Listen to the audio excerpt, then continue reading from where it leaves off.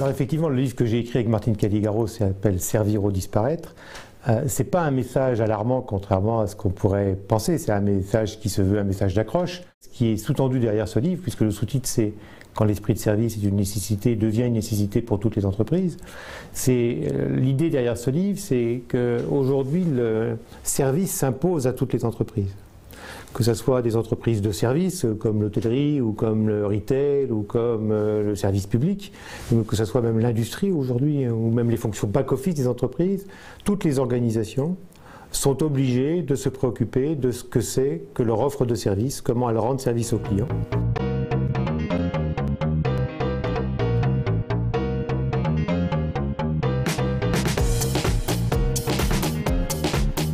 L'esprit de service, ça s'adresse aussi bien à cet esprit que je peux développer en moi quand je m'adresse à des clients, ou c'est également ce que je peux développer en moi quand je m'adresse à mes collaborateurs, puisque un des préceptes du management dans le monde des services, c'est que le manager, même si ce n'est pas sa seule fonction, est au service de ses collaborateurs.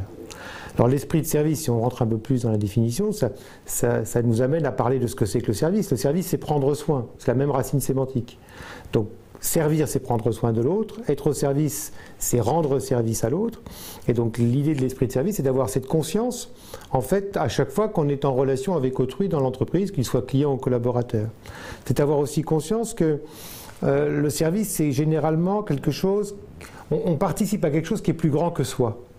Dans le monde du service, il faut comprendre à quoi ça sert, c'est quoi l'offre de service dans son ensemble, et il faut comprendre aussi à quoi je sers, moi qui suis un des éléments de cette chaîne du service. Mais l'esprit de service, c'est avoir la conscience du tout, et pas simplement, je dirais, de sa seule mission ou de sa seule tâche. Et puis c'est aussi, des fois, changer son regard, justement, sur, quand on parle des managers, est-ce que je me sers de mes collaborateurs, ou est-ce que je suis au service de mes collaborateurs? Pour prendre un exemple de ce que veut dire l'esprit de service, c'est donc une transformation de la façon dont on doit être en relation avec les autres dans le monde de l'entreprise.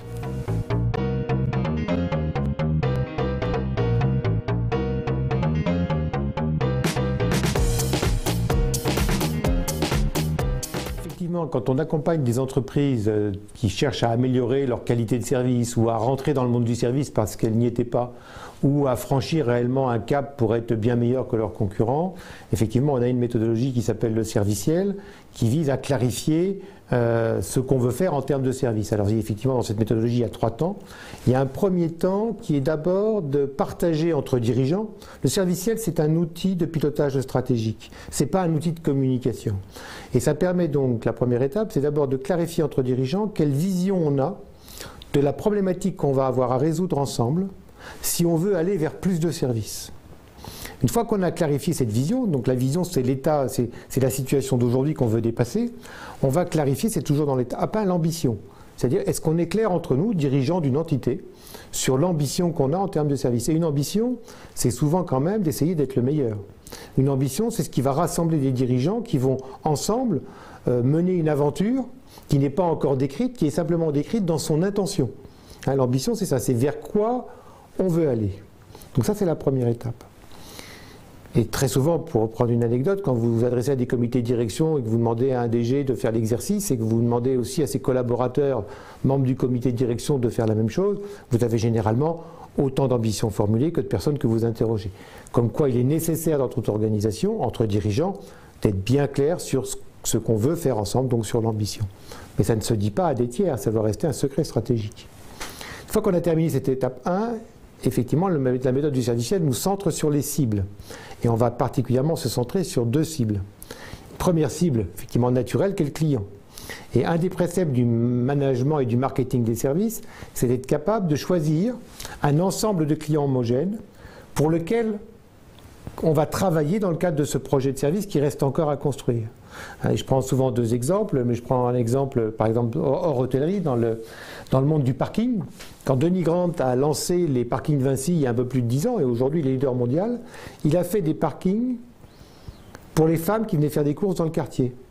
C'est donc parce qu'il a su choisir un créneau de clients qui avait des ensembles homogènes qu'il a été en capacité de comprendre les attentes de cet ensemble homogène et donc au travers de ça après de créer une offre de parking qui était différente de l'ensemble des gens qui géraient des parkings.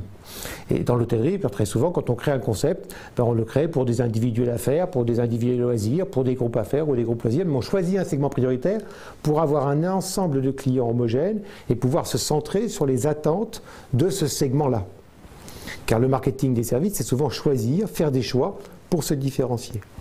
L'autre pendant, c'est qu'une fois qu'on a les cibles clients, il faut aussi s'accorder sur, mais dans le fond, par rapport à mon ambition, quelles sont les cibles internes qui vont porter la transformation. Parce que si on a un projet, c'est bien qu'on est dans une transformation, dans un changement. Ce projet de changement, il va impacter toutes les couches de l'entreprise. Mais c'est important de s'interroger sur quelles sont les couches où il y a des attentes à prendre en compte, mais aussi des freins. Car si ces attentes et ces freins n'étaient pas pris en compte, le projet ne deviendrait jamais une réalité. Et très souvent, quand les managers viennent nous voir pour des projets de service, ils pensent souvent que la cible prioritaire en interne, c'est le personnel d'en bas, comme on le pense souvent dans les entreprises, c'est celui qui sert. Souvent, ce personnel-là, il est plutôt d'accord avec les projets d'amélioration du service. Ça lui facilite la vie. Le personnel, souvent à prendre en compte en tant que charnière à la transformation, c'est souvent les niveaux de management intermédiaires, car c'est pour eux que le changement va être le plus compliqué, parce qu'ils vont devoir revoir leur posture client, parce qu'ils doivent être exemplaires, mais aussi leur façon de manager les hommes de leurs équipes, les hommes et les femmes de leurs équipes, et ça demande des efforts qui sont beaucoup plus conséquents. Voilà ce que c'est que les cibles. Et une fois qu'on a intégré les attentes et les freins des cibles qui vont être impactées par l'ambition, on est en capacité d'écrire le projet.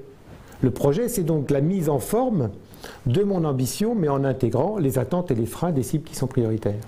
Et une fois qu'on a clarifié le projet, à ce moment-là, on peut commencer à communiquer avec ses collaborateurs pour qu'il y ait une mise en œuvre du projet de service. Voilà ce que c'est que le tout serviciel.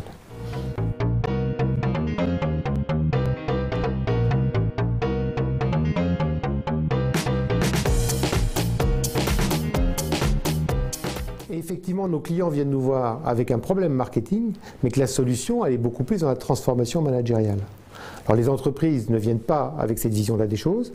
Ce que je peux dire, c'est qu'elles le comprennent de mieux en mieux. Mais que c'est une démarche difficile, parce que ça demande des remises en cause à tous les niveaux de la hiérarchie de l'entreprise. C'est-à-dire que quand vous faites par exemple un référentiel de service d'une boutique, vous êtes amené à faire le référentiel de management en miroir, au nom de la symétrie des attentions, pour le patron de la boutique. Mais une fois que vous avez fait ça, vous êtes obligé de le faire pour le superviseur, le directeur de réseau et jusqu'au président de la société qui doit être exemplaire de cette évolution des attentes en termes de management. Alors, derrière ça, donc, se cache effectivement, derrière cette vision de la correspondance marketing-management, se cache ce concept de la symétrie des attentions que je vais éclairer rapidement parce que c'est une simple formule mathématique que tout le monde connaît, que tout le monde accepte, mais qu'on a du mal à appliquer parce qu'elle exige de nous de transformer nos propres comportements, elle exige de nous de l'exemplarité. Cette formule est toute simple, c'est de dire que la qualité de la relation entre un client et nos collaborateurs est égale à la qualité de la relation entre nos collaborateurs et l'entreprise. Et donc ça, quand on le formule, tout le monde est d'accord, mais comment on le met en œuvre dans des actes quotidiens, de façon à encore une fois, et c'était un peu aussi ce qu'on voulait faire dans le livre, c'était montrer que cette obligation de service est une occasion de réconciliation de choses qu'on a trop tendance à opposer.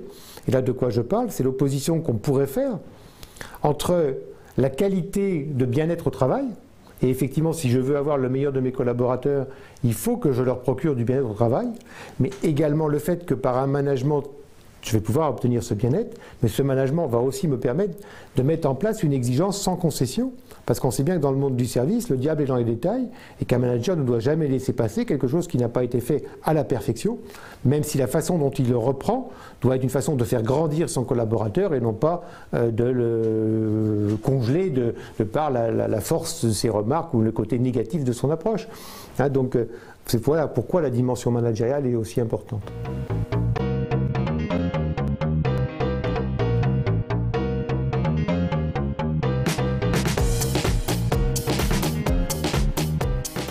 Je leur dirais d'abord en tant que conseil, c'est qu'il faut bien comprendre que la réalité du métier, elle est dans la capacité qu'on a en tant que manager à être dans l'aisance et donc dans l'exemplarité soi-même de la relation client, et à être un bon coach de ses collaborateurs pour qu'ils se perfectionnent chaque jour où ils sont avec vous en compagnie des clients. Et je dis souvent, un bon manager dans le monde des services, il passe 80% de son temps avec ses clients et avec ses collaborateurs. Donc, quand vous sortez de l'école et que vous démarrez une carrière, il faut faire attention au premier poste qu'on choisit. Mais il faut savoir que dans le monde du service et dans le monde du luxe, la réalité des carrières se fait quand on est soi-même en capacité de diriger des business units, d'être un patron opérationnel, et c'est là que les choses se jouent. Donc voilà mon conseil.